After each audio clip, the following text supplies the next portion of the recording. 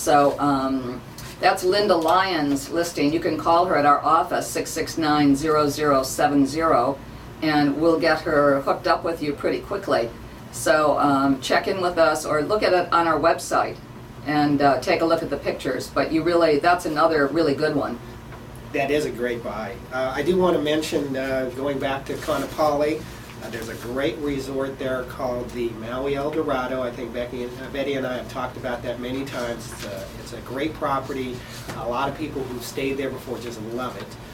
We've had a listing there for a little while, C102. It's a one bedroom, one bath.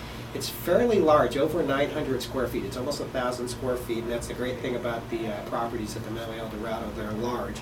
And it's a great buy at $385,000.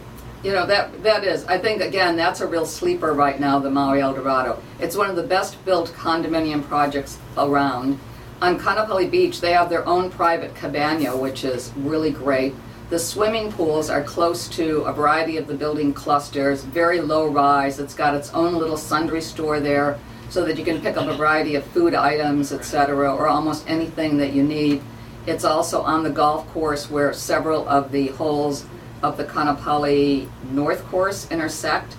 And but the beach access is fabulous, the views are fabulous, and again, it really is a property that is worth seeing. That complex, the Maui Dorado, is kind of like what's been happening in real estate on Maui, because in 2009 there were pretty much no sales in there, but in 2010 I think we've already had at least a half a dozen, if not more, sales in there, which is really good, a great turnaround. And I think what's happening is people who come here on a yearly basis get to Maui, they're interested in Maui real estate, and I believe that people are now thinking that if they come back next year, there's going to be less to choose from and property values are going to be more expensive. So it's really a good time to be out there looking and maybe making offers on some properties. Absolutely. Right now also the Cobbler Resort is totally occupied already, which has been somewhat unprecedented over the last few years. We've got some really amazing listings there. We've got one of the lots at, let's see, 710 Mokulea, listed at $3.5 million. Huge, mostly flat lot immediately adjacent to the 17th tee at the plantation. Another one, 224 Plantation Club Drive, 2.11 acres, $3.8 million. These are lots that you really, really would want to see. If you're looking to be building a fabulous vacation home, or obviously your residence, this is a place that any of us would be able to live there for the rest of our lives comfortably. So that's, again, some great buys compared to what has happened over the last few years. You know, our real estate statistics are actually still looking in very positive territory. Single-family homes were up 23% over last year at this time as far as the number of sales.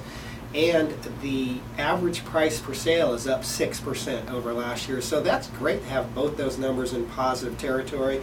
As far as the condos are concerned, in November, we sold enough condos to push us over the 1,000 mark for the year, which is great. We didn't hit 1,000 last year. We've sold 1,055 condominiums at the end of November. That's a 42% gain in the number of properties sold. We are still down about 8% according to the numbers as far as the average price per sale. But there were far more short sales and foreclosures in the condominium sector, so we're still trying to get those properties sold. Those tend to bring the prices down a little bit. There's some great buys out there. There's still some motivated sellers. There's good inventory for you to look at. Get out there and start looking and buy some real estate. You know, it's kind of starting to wind down. I think we're going to be coming to our last few minutes of the show. One of the things Casey and I talked about, and we have talked on this show a number of times about remembering how important it is to just be kind to one another. So we started talking about the ideas of some Christmas acts of kindness. You know, it doesn't take a lot. I mean, a lot of times, and I've heard people say this recently, oh, I'd love to do something really spectacular for someone or make great contributions, and those things are all great, and there are people that are doing those things, but let's remember, more important than all of that, and especially in the spirit of Christmas, are the little things that we can do right now that we would call the Christmas acts of kindness. And again, they're the simple things. You know, maybe you'll babysit for a couple of hours for a young family, will they get out Christmas shopping or do the things that they've got to do? Will they search for cranberries? You know, it's... Don't forget to get out there and hug somebody, because the stress is up there and people could use a hug right now. You know, that's absolutely a great thing. I mean, there's so many people that we know really good, and we're going to run past one another and all be racing. Well, what about a stop for a great big hug when you say Merry Christmas? And what about just remembering to say Merry Christmas? That's true. Or Mele Kalikimaka. Is anybody watching Hawaii 5-0 where Danny can't quite say Mele Kalikimaka? He won't. He's determined that it's Merry Christmas. And I think that's a really fun show, and it's doing a lot for Hawaii. I'm hearing about it everywhere. Remember, when you're out there doing your last minute Christmas shopping, everybody else is just as stressed out as you are. So just count to 10, take a few breaths, and practice some tolerance, and let those visitors ask those questions about those things that they're buying, and you'll just feel a lot better for doing it. Remember, the clerk who's waiting on you and is really crabby, she's under exactly the same amount of stress as you are, and she's still working for 3 or 4 more hours and has to get home to her children and shopping and all the stuff that she needs to do.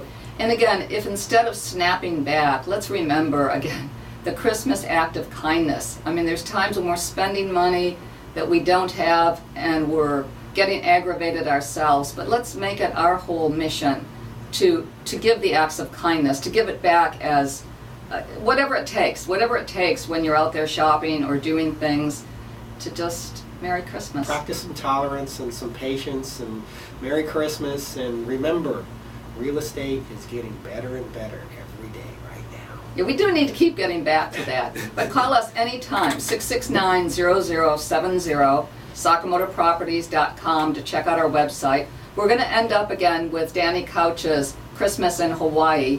So if we talk over it a little bit, we're sorry about it. But again, remember to say Merry Christmas, say Mele Kalikimaka, hug somebody. What else, Casey?